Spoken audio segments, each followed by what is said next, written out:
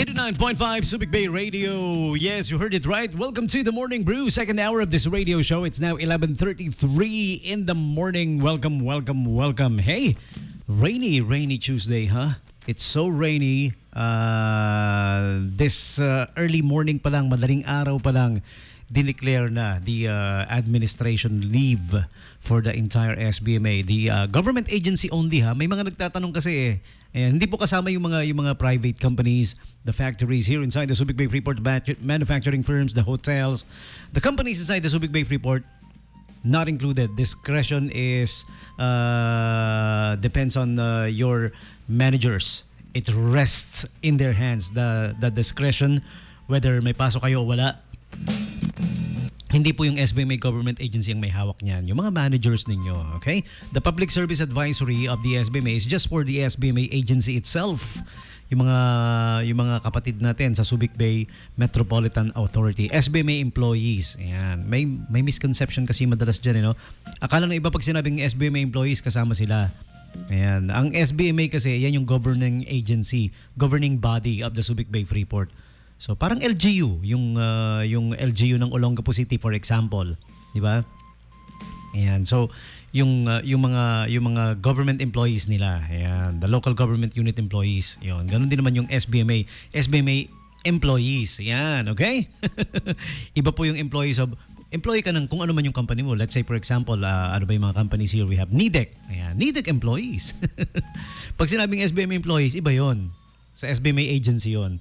Pag kung nagtatrabaho ka sa NIDEC, ang tawag sa'yo, NIDEC employee, di ba? Kung sa Harbor Point ka, Harbor Point employee. Ganon, di ba? Alright? Enough of that. Yun na yung advisory, ha? Madaling araw pa lang, it was already declared today na walang pasok. Kasi it's ayon sa weather nga naman, it's gonna be maghapon, maulan, with Typhoon Enteng.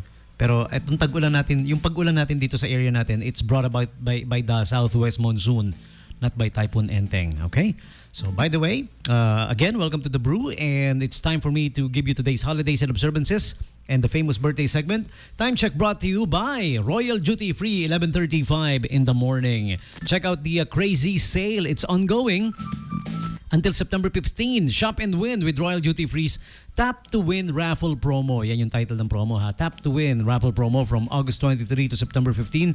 Get one e-raffle coupon for every 500 peso purchase. It earns or even elevates your chances by using your Gold Royal Privilege card or buying from our sponsors' products, snagging extra bonus points, bonus coupons, okay? Get a chance to win an Apple iPhone 15 and many other exciting gadgets.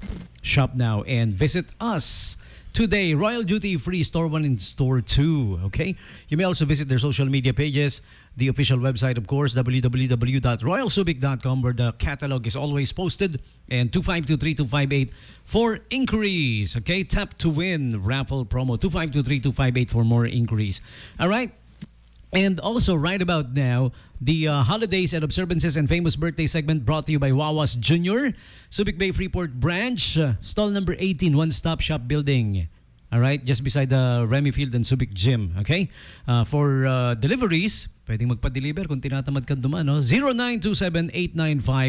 0927-895-9714. The best tasting flame-grilled quarter-pounder burgers, delicious fries, tasty snacks, and a whole lot more. Okay? And the Lincoln Heights Subdivision Branch, meron din sa Dinalupihan, Bataan. Ayan, 0927-950-8775. And speaking of Dinalupihan, Bataan, whenever you're in Dinalupihan, might as well visit the following eateries there. Ka-Filipina, Taco Bataan, and Ma, I'm Hungry. Okay? Galing na nakaisip ng Ma, I'm Hungry. Parang it brings you back to the day you were just a kid. 'Di ba? Yan yung madalas mo sabihin pag nagugutom ka na, Ma, I'm hungry. 'Di ba? Oo nga naman. Okay? So check out those eateries there, by the way. All right? And on with today's holidays and observances, September 3 na. Bilis, no? 3 days agad. Nakakatatlo agad for September. Okay? September 3 is Cinema Day. Ayan, yung mga mahilig manood ng movies. Di ba on weekends, masarap mag-movie, ano? Pero kadalasan tayo magastos kasi, Nagmo-movie tayo, nag-weekend, pag weekend sa bahay lang, Netflix or the live streaming site ng movie na madalas shutdown dahil bawal. Pero yeah, it's Cinema Day ang August 3. September 3. I'm still in August.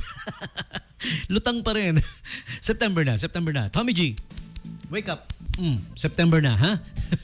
National Day of Prayer for the victims of Hurricane Harvey. Oh, this is in the US when they were hit by matindi tong Hurricane Harvey back then. This was a couple of, kailan ba to? Tagal na to, no? Yeah. And September 3 is also Skyscrapers Day.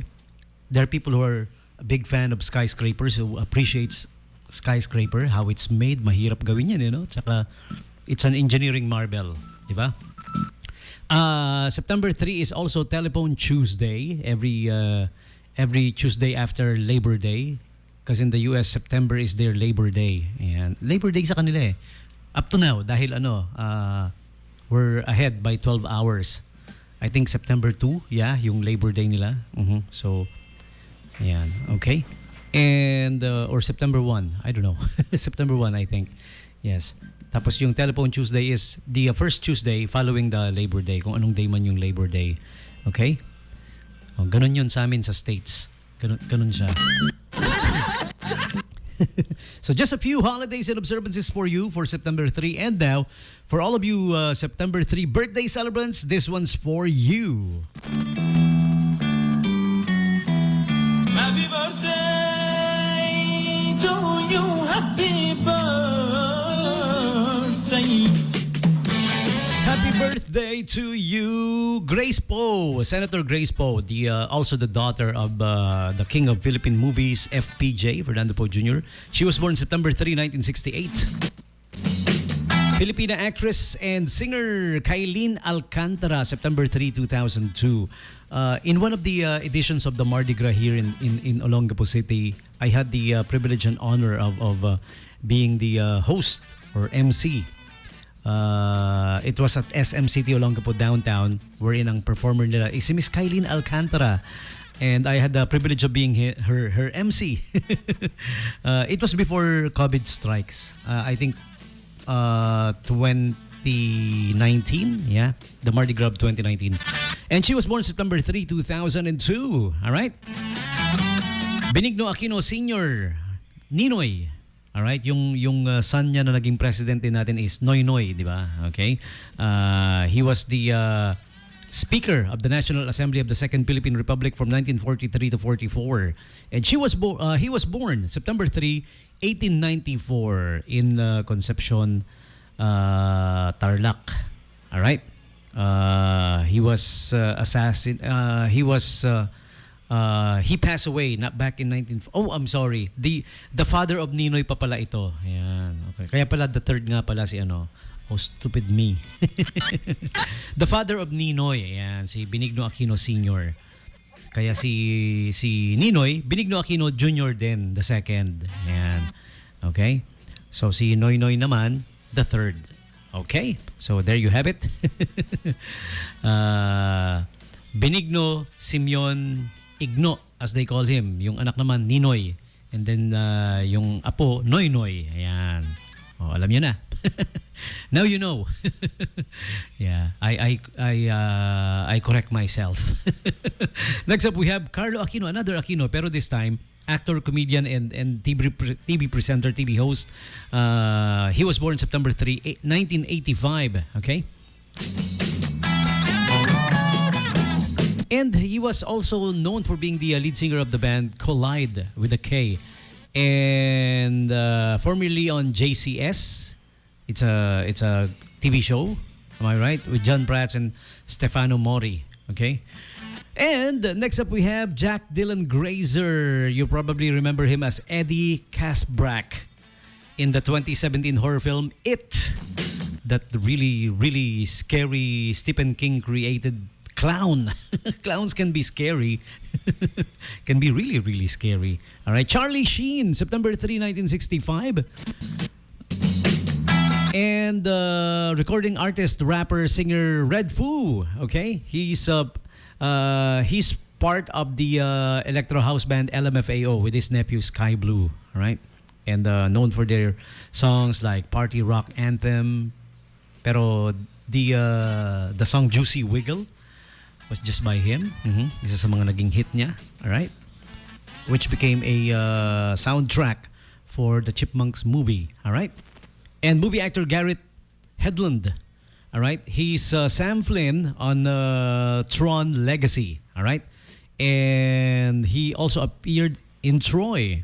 He is Patroclus in Troy. Galing, no? He was in the movie Tron and he was in the movie Troy. Tron and Troy. Kung titingnan mo nga naman, parang magkapatid lang si Tron tsaka si Troy. Pero they're both movies, ha? And lastly, Park Soo-young of the all-female K-pop girl band Red Velvet. Alright? So there you have it, celebrities and the like celebrating their birthdays today. You're sharing your birthdays with them. September 3 birthday celebrants. Happy birthday to you! Happy birthday to you. Happy birthday to you. Happy birthday, happy birthday, happy birthday to you. And of course, your turn. You tell me who's celebrating their birthdays today. September 3 birthday celebrants.